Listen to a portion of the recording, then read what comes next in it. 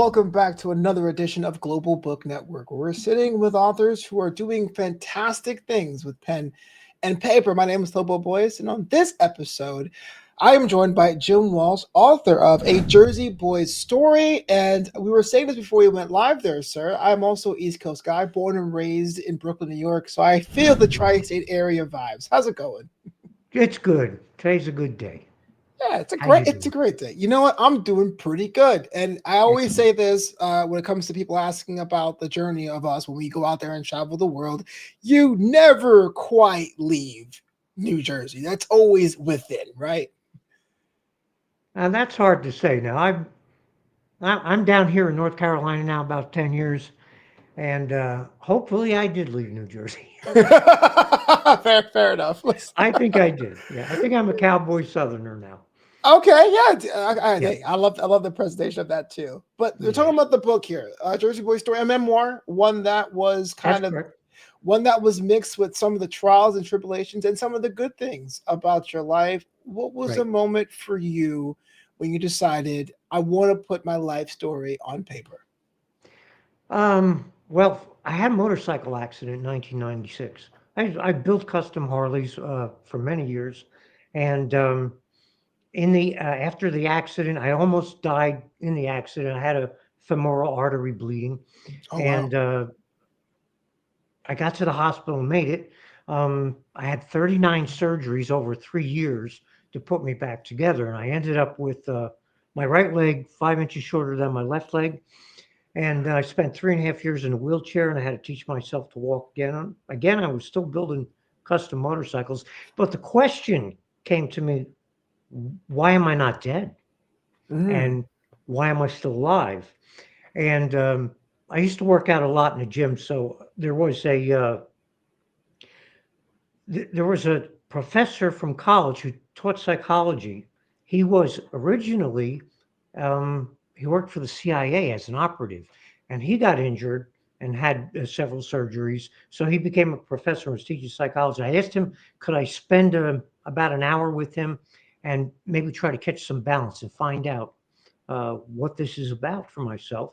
And he granted me the time. And after about 1 hour of speaking with him, he said, Jim, I think the best thing for you to do is write your story. Oh. Start from your very earliest memory and write. And the answers you're looking for will come to you.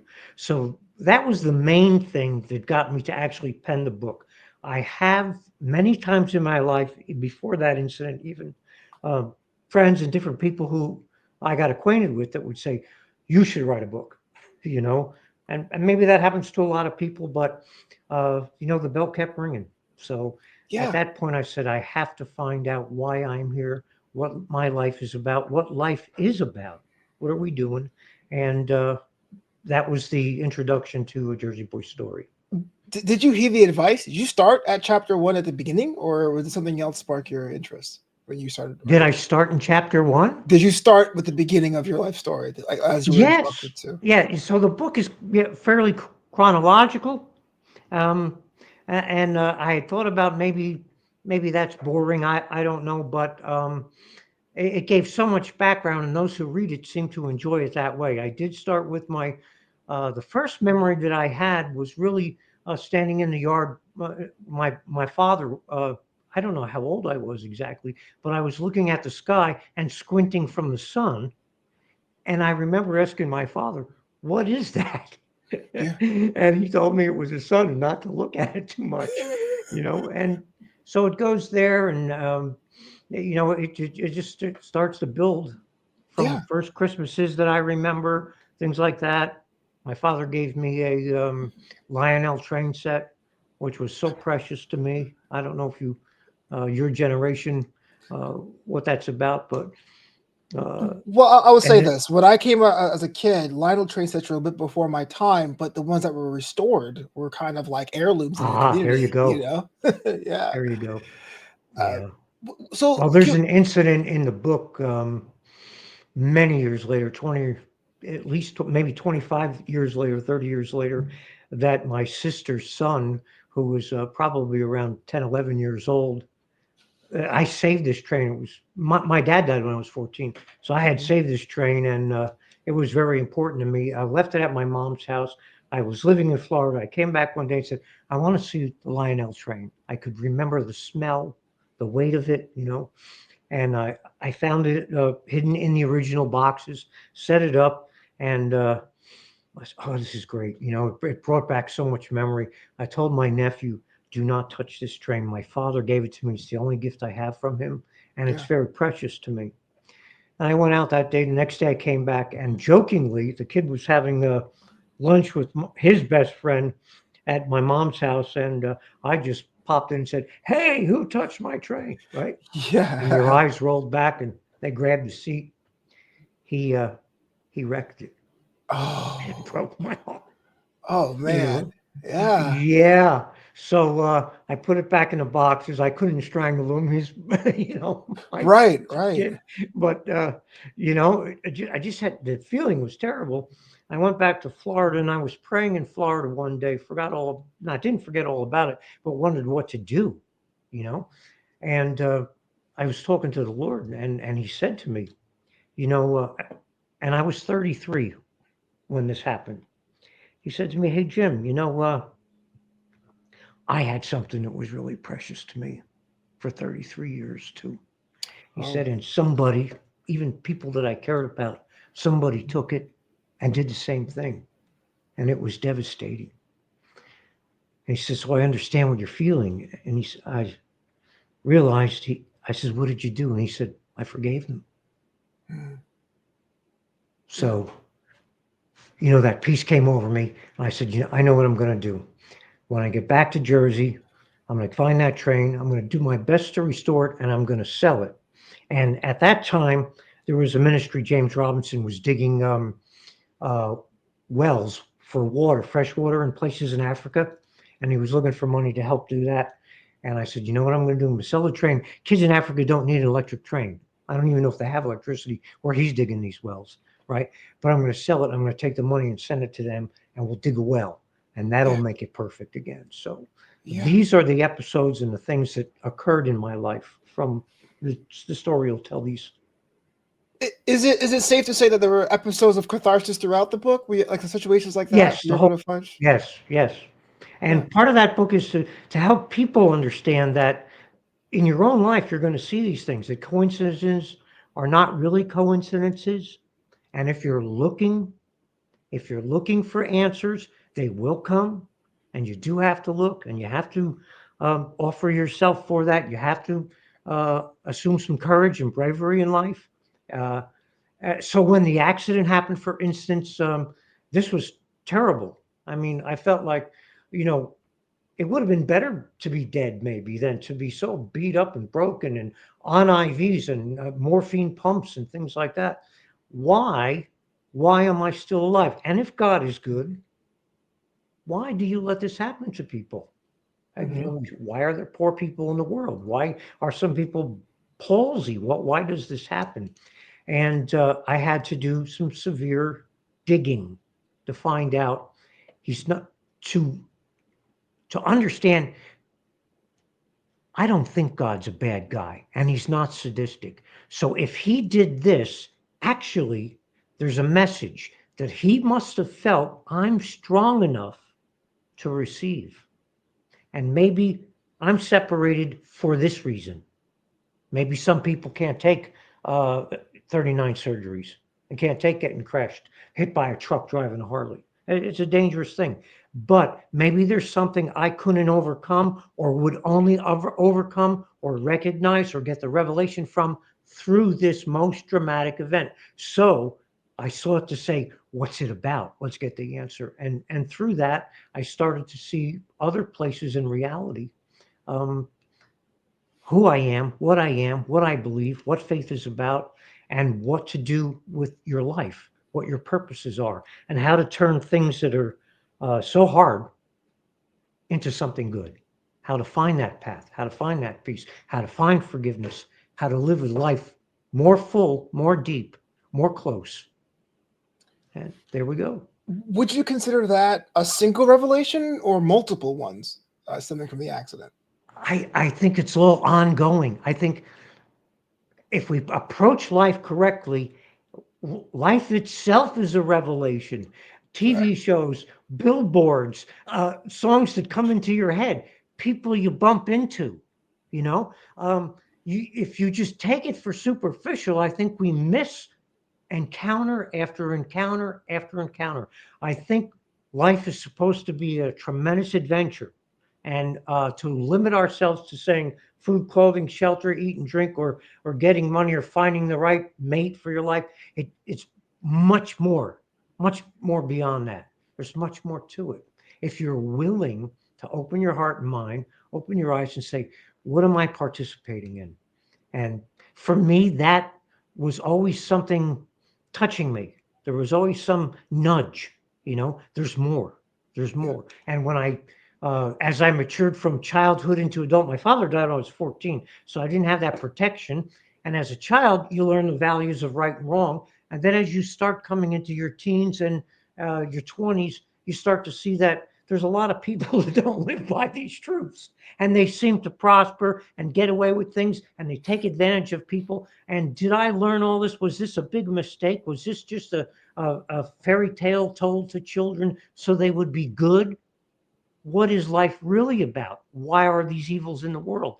And you have to resolve these mysteries in order for you to stay with integrity in yourself, to be a good man, so you can love your neighbor, you can love yourself, you can find the right wife. You don't have to take advantage of people, and money isn't everything.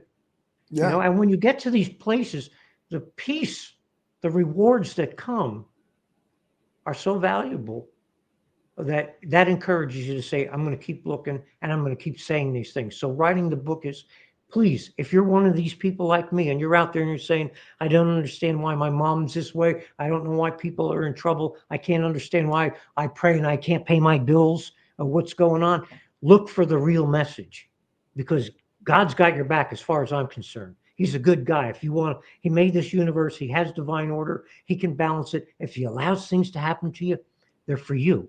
They're personalized for you, just like your particular wife or girlfriend or your children, they're personalized for you. And if you look for that, you'll find the value. You Yeah. find beautiful value, wonderful things in life. And I encourage everybody to open your eyes. There's much more. There's much more. You know what? Thank you much for sharing that, because I know there's plenty of times when we walk through and go, why me, or why Why me? not Sure. them? Yeah, what's going Yeah. on? You know what I Yeah. mean? Uh, I'm a freelance artist. Okay. mhm. Um, my ability to draw, to paint pictures, was discovered at 3 years old. Okay. Wow. And I remember we didn't have any more. We were poor, but I remember using typing paper and drawing Disney characters on the floor of our living room. Uh, and my mom and dad looking at it, and my father decided, I'm going to get a local artist and see if this is normal, because these characters, this is a little too good, from his experiences, right? Yeah. And he had called in a local artist, and I'm the middle child. I had a younger sister and older brother. My brother's 2 years older than me. And the artist came in, and my father gave him a pile of these cartoons, that I was drawing. And he was looking at the pictures, and he looked at my brother, and he looked at a couple more, and he looked at my brother, and he said to my father, you mean to tell me this little boy drew these? And my father said, not him, this one. Yeah. He said, you're going to have to get him to school or something. So fast forward to kindergarten a couple of years later, and we're building blocks, and then we did finger painting. And maybe you did that when you were a kid. You stamp your fist in it, and you put it down, and you can make a turkey pretty easy, Right. by handprint, right? Yeah. And Yeah. things like that. So I started doing that, and then I was enjoying how the paint slid around. And my kindergarten teacher was watching me, and she says, Jim, I have a easel and a canvas. And I didn't know what this was. She says, but you stand it up so you can look at it. And these are paint brushes, and you can dip them in the paint and make pictures. So what would you like to paint? So I thought, oh, I love airplanes. So I'm going to paint a sky, put airplanes in the sky. I'm doing this. She called my dad up after school.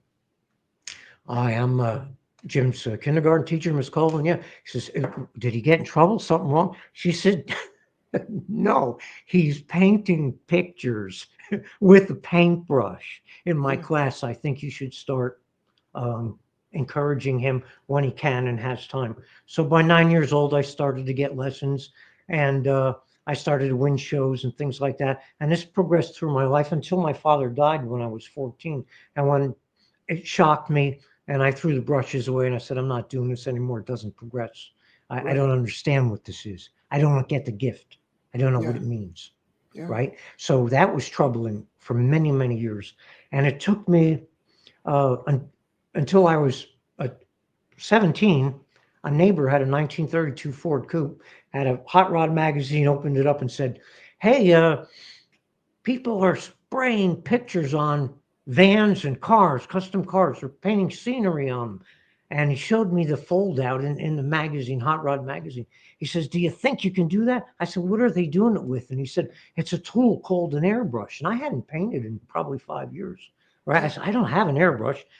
How about spray cans? He said, Yeah, let's try it.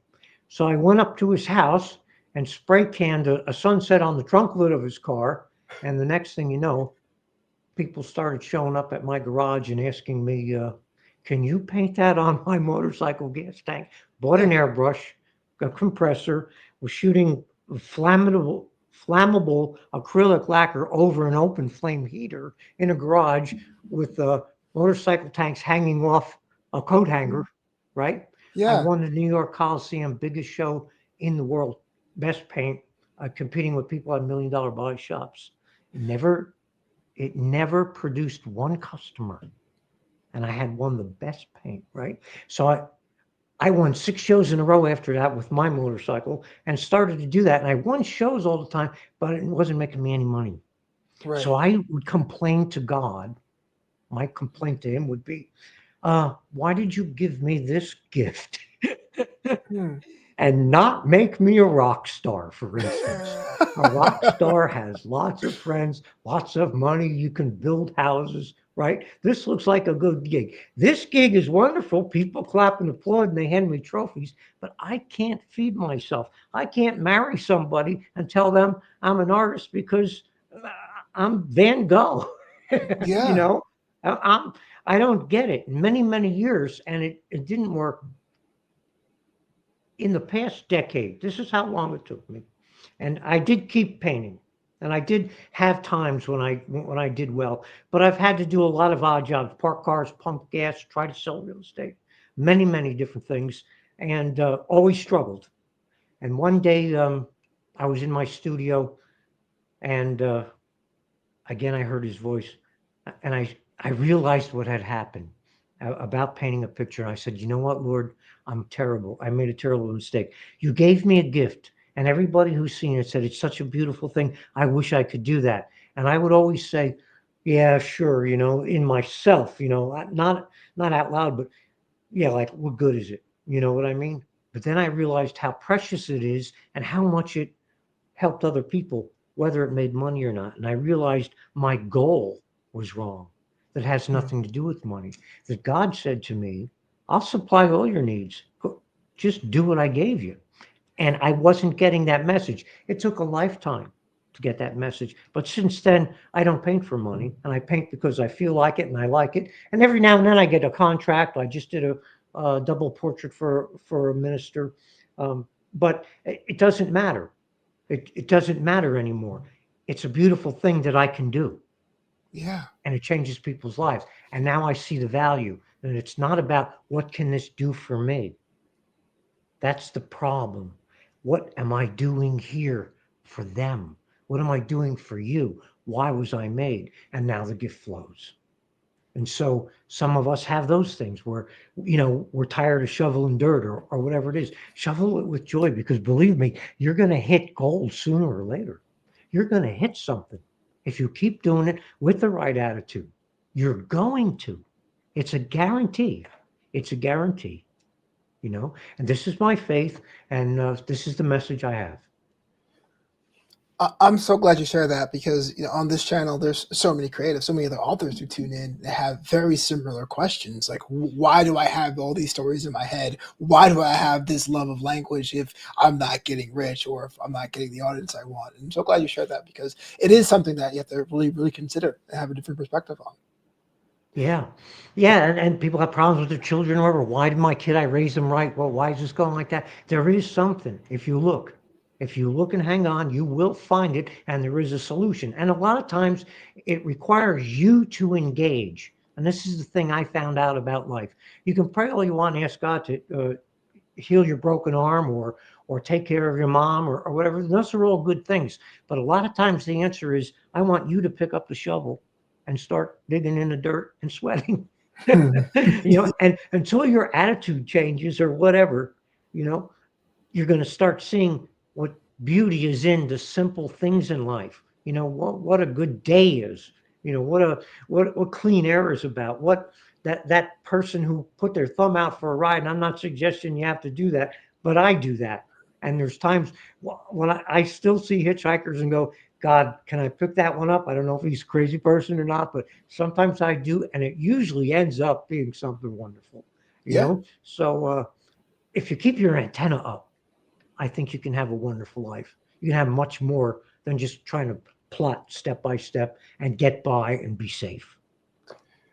Wow. Jim, I appreciate the time. I appreciate you sharing the story as well. A Jersey Boy Story is available now, but if someone is reading that book and they want to learn more about you or connect with you, how do they go about doing that?